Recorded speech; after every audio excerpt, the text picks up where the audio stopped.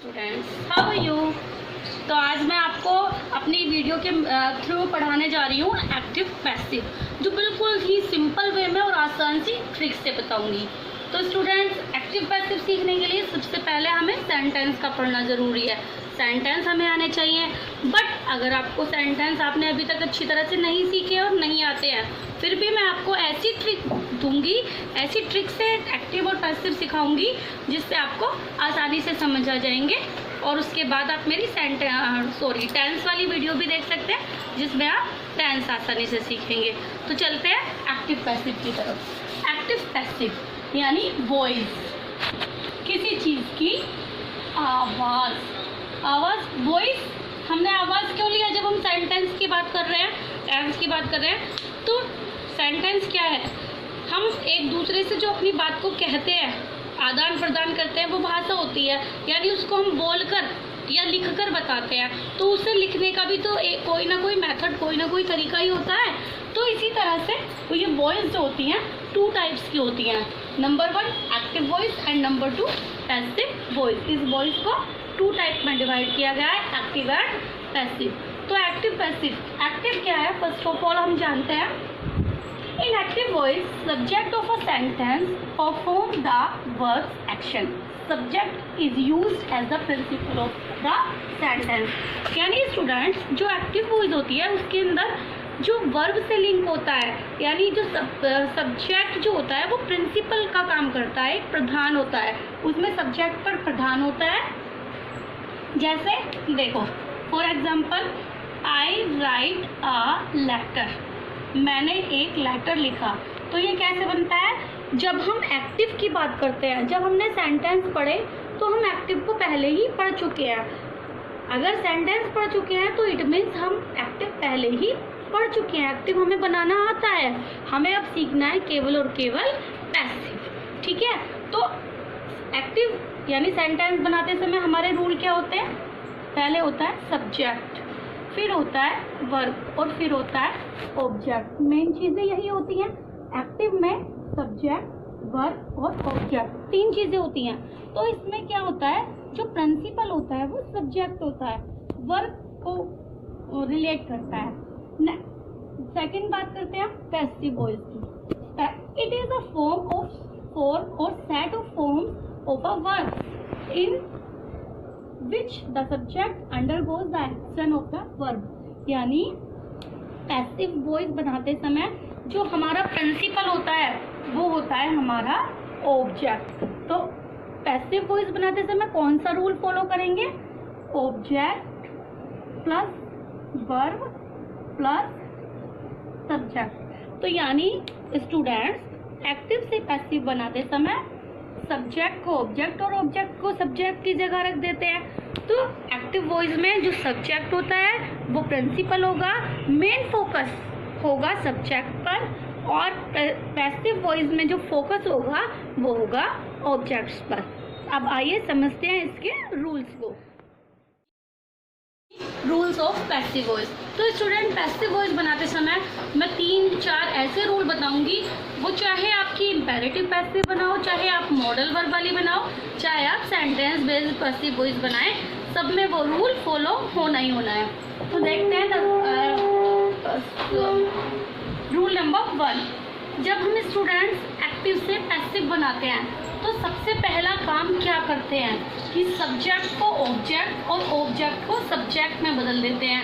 कैसे बदलते हैं? जैसे ही रीड द बुक। सब्जेक्ट क्या है? देखो, अभी पहले बताया था, जो करता होता है, जो सब्जेक्ट होता है वो प्रधान होता है। फोकस किस पे हो रहा है? हमारा ही पर। ही रीड्स द बुक, वह किताब पढ़ता है। तो काम क्या हो रहा है? पढ़ना, किताब पढ़ना। कौन पढ़ रहा है? तो ये सब्जेक्ट है। सब्जेक्ट को क्या लेंगे? ऑब्जेक्ट की तरफ। और ये क्या है? हमारा बुक। ये जो सब्जेक्ट है वो क्या काम कर रहा है? किताब को पढ़ रहा है, पढ़ने का काम कर रहा है। किसको? किताब को। किस पर काम कर रहा है? ये किताब पर। तो किताब क्या हो गई? हमारी ऑब्जेक्ट, और ये आ जाएगी इधर। तो सबसे पहले सब्जेक्ट को ऑब्जेक्ट और ऑब्जेक्ट को सब्जेक्ट जब हमने बनाया तो ही को ले गए इधर, ही ठीक है, और बुक को ले आए इधर। अभी ये गलत है, जो मैंने लिखा है ही। अभी आगे रूल्स बताऊंगी, तब उसमें देखेंगे ही की जगह क्या आएगा, हिम आएगा यहाँ पर। तो अभी आपको रूल्स बताऊंगी, उसमें आपको पता चलेगा कि हिम कैसे आएगा। सेकेंड थिंग है, सब्जेक्ट को ऑब्जेक्ट में बदलते समय बाय से जोड़ देते हैं। तो स्टूडेंट, जब भी हम सब्जेक्ट का ऑब्जेक्ट बनाएंगे तो हमेशा उसके पहले लगा देंगे बाय। क्या लगा देंगे, बाय। तो द बुक बाय हिम।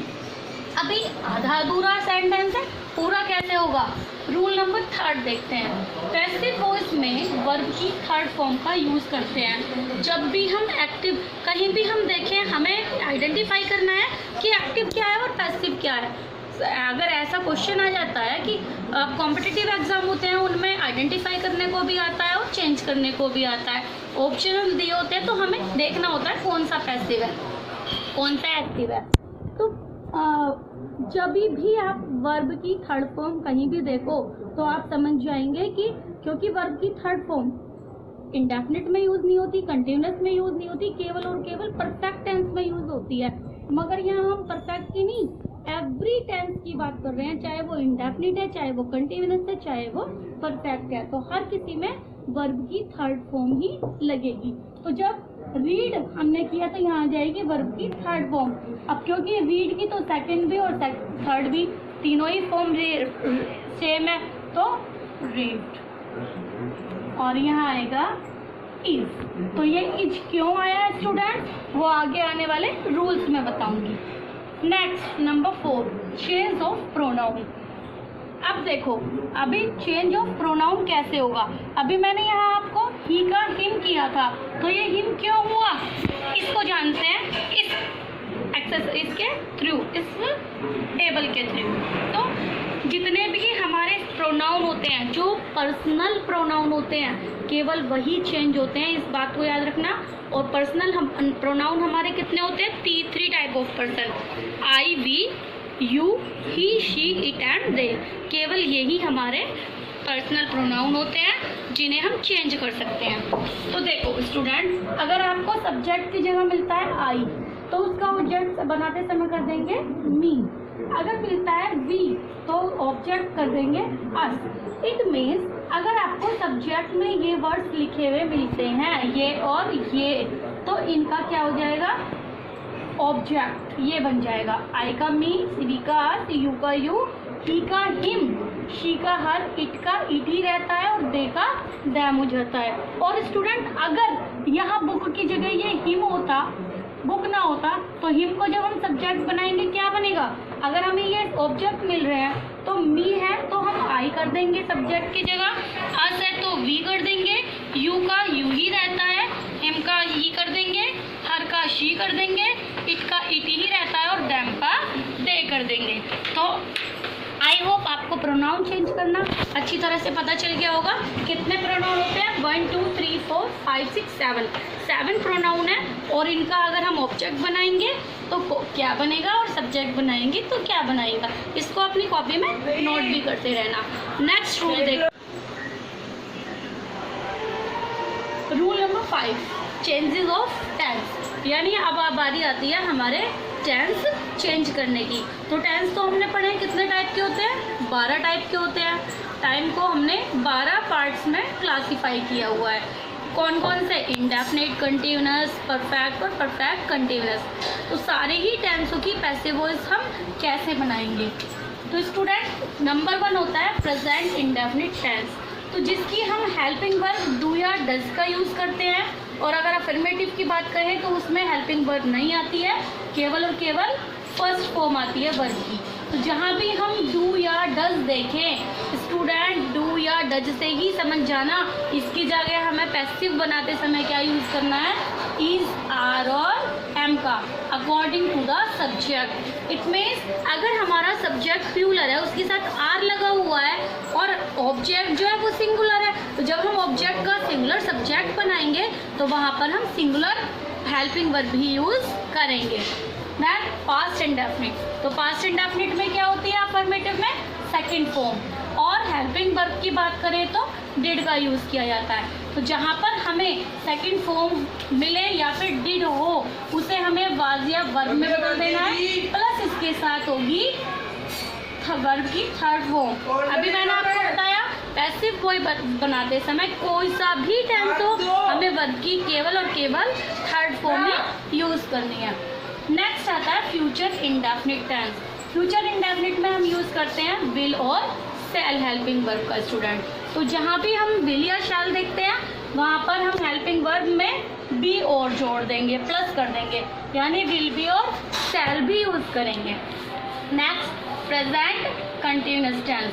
तो स्टूडेंट जितने भी कंटिन्यूअस टेंस होते हैं, पहले मैं आपको बता दूं फ्यूचर कंटिन्यूअस टेंस में विल बी और शैल भी है। तो क्योंकि हम इसे ऑलरेडी फ्यूचर टेंस को फ्यूचर कंटिन्यूअस में चेंज कर चुके हैं, तो फ्यूचर कंटिन्यूअस टेंस को हम चेंज नहीं करते हैं। और ये दोनों कंटिन्यूअस टेंस हो गए प्रेजेंट और पास्ट। इनकी हेल्पिंग वर्ब है is are am, present continuous में यूज होती है, वाज वर्ब पास्ट कंटिन्यूअस में यूज होती है। तो इनकी हेल्पिंग वर्ब तो सेम ही रहेगी, अकॉर्डिंग टू द सब्जेक्ट और ऑब्जेक्ट चेंज हो जाएगी, सेम यूज करनी है।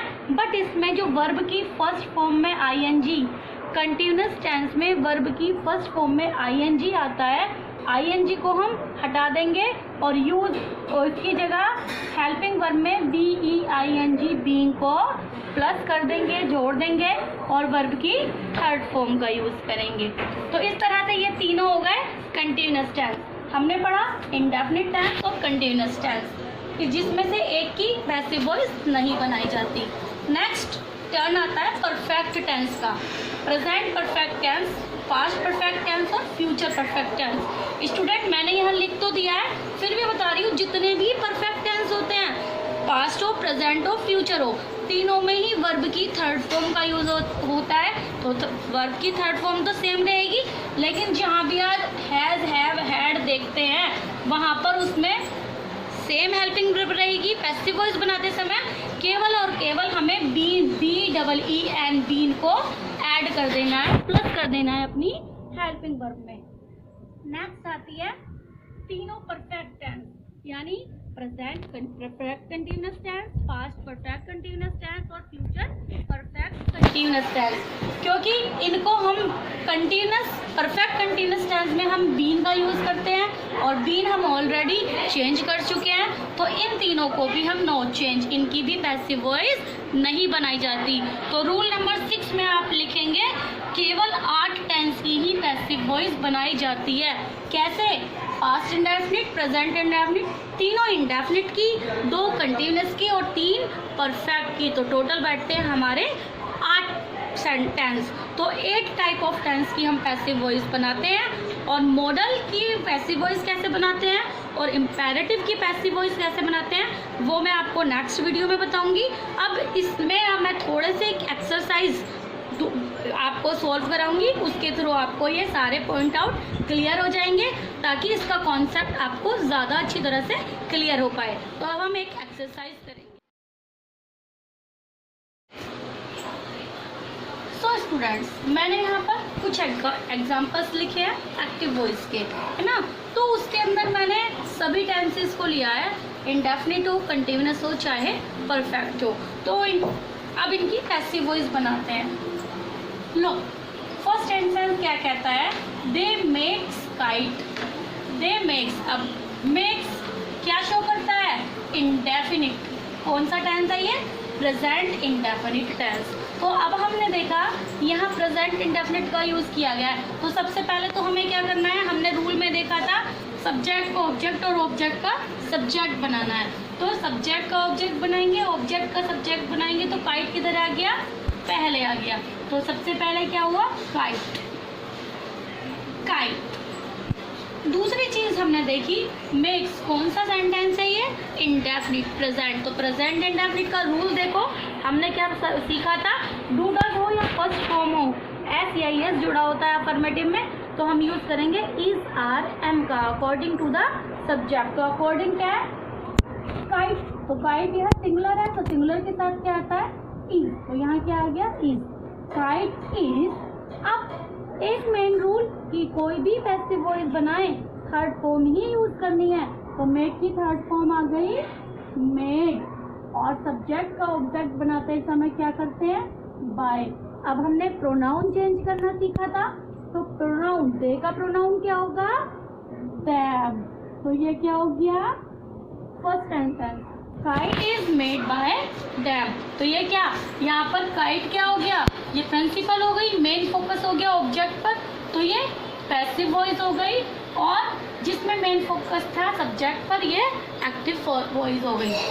Next, you plant many flowering, यानी तुमने बहुत सारे, you plant many flowering plants in the monsoon, यानी तुमने जब मानसून का सीजन आया था, यू प्लांटेड कर दे। चलो, तो मानसून के सीजन में बहुत सारे फूलों वाले पौधे लगाते हो, उगाते हो।